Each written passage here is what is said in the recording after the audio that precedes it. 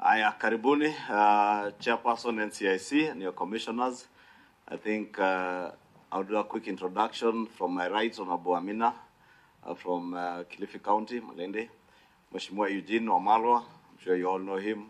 My co-chair, temporary, the deputy delegation leader, Honorable Pio Wandai, Mheshimiwa Senator Omar, Mheshimiwa Catherine Wambilianga, and co-chair Kimani Shongwa. We have apologies from our co-chair who will be joining us in the afternoon, His Excellency Kalonzo Musyoka, Governor Cecily Mbarire, and Senator Aaron and Senator Mogani, who are in Turkana County. Aribuni, if you can do the same quick introduction, Chairperson, and go straight to your presentation in less than 20 minutes. Thank you very much, Chair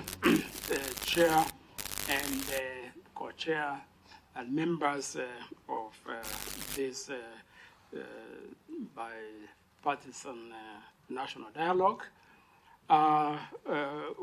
With me are all the commissioners. On my immediate right is Wambui Nyutu, who is the vice chair of the commission.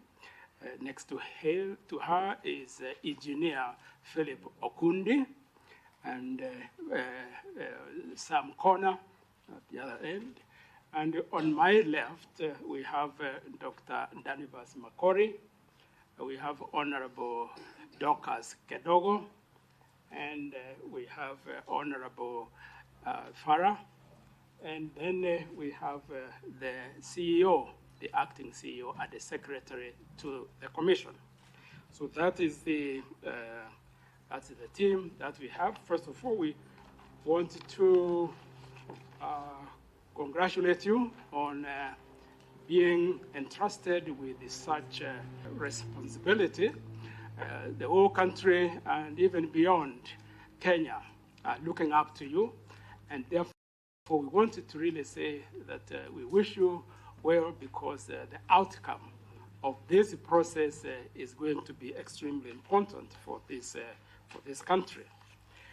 Thank you for your invitation. We were invited and asked to come to make an oral presentation, and we were asked to make that presentation based on the 5 areas of issues that you are dealing with.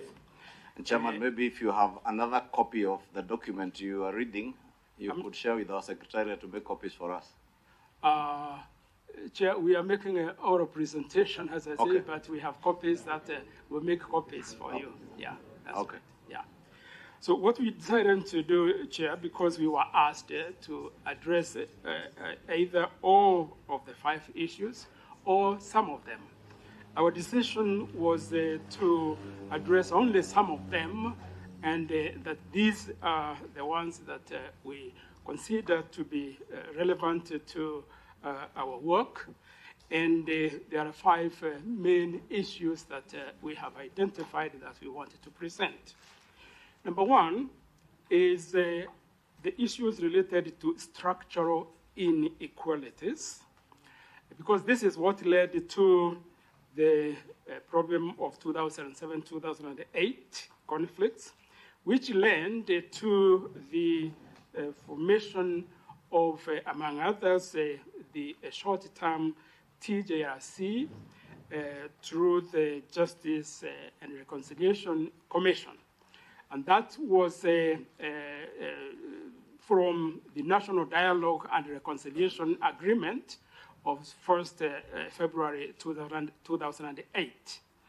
And then following that, the TJRC did its work, presented its report and recommendations, but then it was found that it was necessary to have a more long-term commission to continue to address the issues that led the country into what has been the worst type of elections-related conflicts and violence in this country.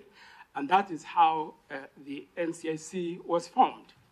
And so that is why we feel, Chair, that addressing structural inequalities and disputes that were addressed by TDRC, but have not been resolved.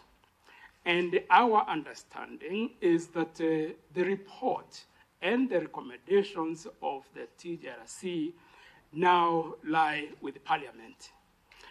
We wanted to recommend here that this report be now acted upon, and Parliament has that responsibility.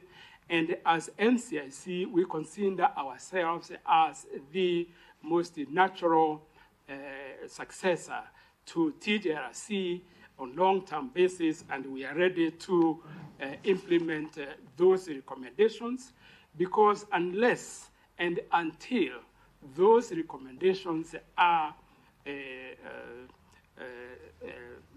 implemented, we will continue to have the problems that led to that problems continue. Secondly, and related to that, Chair, is the issue of historical grievances and unresolved issues, especially to do with land, to do with boundaries, boundary disputes, and which, although had been addressed in the TJRC report, have not been implemented. And the historical marginalization, which devolution clearly has addressed but not adequately, also continue to be an issue related to historical grievances. And we know, Chair, that this is what led to the need for equalization fund, and this has done very well in terms of addressing the historical grievances, but it has not adequately addressed it. We also wanted to say that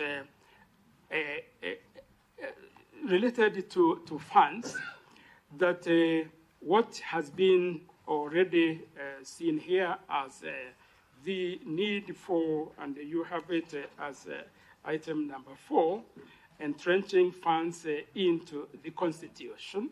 We wanted to add to this that the constitutional commissions and independent offices should also be funded in a way that is entrenched in the Constitution. And in the same breath, we recommend strongly that the NCI Act, which created the NCIC, should be anchored in the Constitution. And it is that way that if the funding then is also assured, then our work, which I must say is very much affected by lack of sufficient funding, that also will be addressed, because we feel very strongly that funding that for of our commission especially, we are only funded for the current budget. As far as the work of peace building and other related work is concerned, this is mostly funded through donor money. And we feel that the work that we do in peace building is so important that its funding should not be left to the donors. In fact, our submission here is that what is considered as hardware and software in dealing with the conflicts, hardware, of course, being done by armed forces, but the software which follows and which ensures lasting peace is not funded sufficiently. And we feel that Exchequer should fund it, and it should be considered as part of the national values and ethos of Article 10, and that it is actually to do with the sovereignty of this country.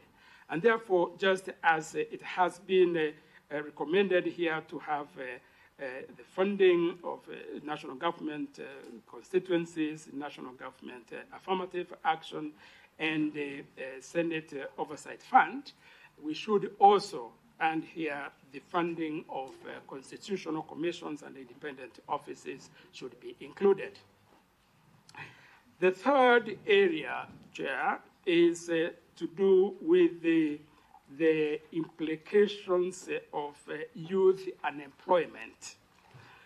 We wanted to present this, Chair, here because in the hotspots mapping that NCIC did in the run-up to the elections, our findings were, in some cases, really very worrying in that the proliferation of armed gangs in this country is not given adequate attention. And particularly because we now have thousands of very well-educated young people who are unemployed. And they are using their knowledge. Some of them are scientists, others are biologists, etc., chemists. And that is important to recognize that the nature and even, if I would call it, the quality of the violence that these gangs are doing is now beyond what is traditionally seen as the problem of youth. We realized that if we look at this, then youth unemployment is a time bomb which, if not addressed adequately, will clearly lead to this country exploding. It is for that reason, therefore, we wanted to say that we address the issue of youth and unemployment in a way that any funding that would be used in this, including the funding of, as we have said, the constitutional commissions, and particularly in our case, NCIC, we are very much involved in this work that we feel, when adequately funded, we will deal with the issue of youth unemployment. The fourth issue is what we call the national architecture for peace building and cohesion. I would say that when you consider the peace building in this country, the arena of peace builders, if you wish, and peacemakers is both congested and contested. And unless there is proper coordination at the national level, then it remains that because many of these, some of them are briefcase peacemakers and peace builders, and there is even contradiction in what is being done by different bodies, including state actors and non-state actors. When it comes to state actors alone, we see that there is, the NSC, the Small Arms Committee, the NCIC itself, and many others, and not to talk of civil society organizations who have taken it upon themselves to do peace building. And unless this is well coordinated at the national level, where there is a clear understanding of who is doing what, where, and how, then it means that peace building could itself be a source of conflict. And that is why we feel that the coordination at the national level is absolutely critical, because this will therefore also lead to addressing the issues of Article 10 of the Constitution. Now, for this to happen, certainly there has to be well-funded commissions and institutions that are doing that work. In our work, we have seen that peace dividends are critical. A good example here is what happened only last week in Samburu. For the last half a year, Chair, we have been addressing the issue of Moranism, and we have reached a point where we launched a program of Warani SME groups, starting with Samburu, and we are cooperating with the Ministry of Cooperatives to address this issue, because what the Morans said is they will leave the cattle rustling and banditry only if they have alternative means of livelihood. And alternative means of livelihood can actually be provided for, and the ministry has assured us that they will do just that. That is why I'm bringing the issue of peace dividends here, because once they form themselves in groups, then they will be funded, they will leave banditry and cattle rustling, and this will resolve one of the outstanding triggers of violence and conflicts in this country. We also have another example, Chair, of how peace dividends can be handled, and this is the cooperation, again, between peace and development in the Amaya Triangle, where Baringo, Samburu, Laikipia, and Isiolo came together, and we consider this as a model of how regions can come together and be able to make the best of the funds like equalization fund that we have referred to. And therefore, we want to recommend that, again, coming to software, the interface between software and hardware. Fifth and finally, Chair, is the issue of boundaries. In our work, we have come to realize that out of the 47 counties, that 3 have boundary disputes. That 3 counties have boundary disputes. And we want to say that the processes that are addressing the existing issues should be taken into account when it comes to delimitation of boundaries. The delimitation of boundaries, which will be done by IBC, should be done in such a way that it will not exacerbate the existing boundary disputes or deepen structural inequalities or lead to violent conflicts among communities.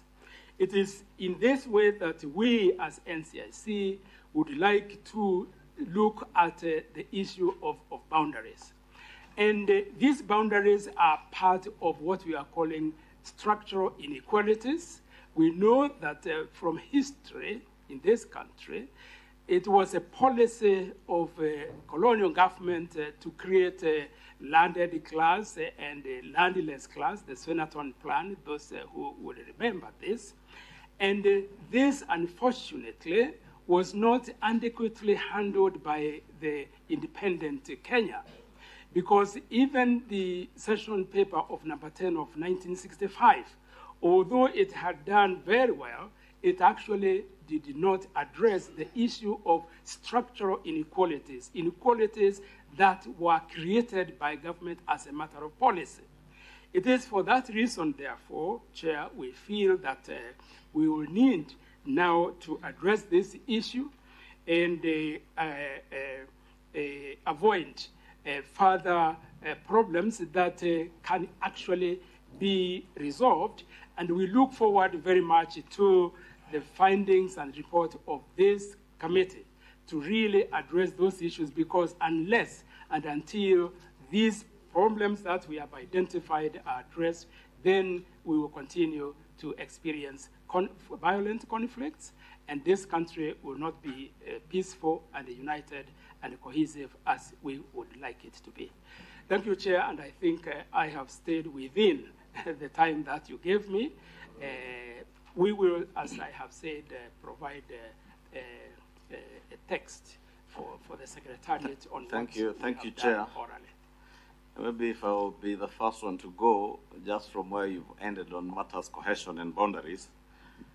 We have seen a number of representations, people asking for counties in the delimitation of boundaries, some constituencies that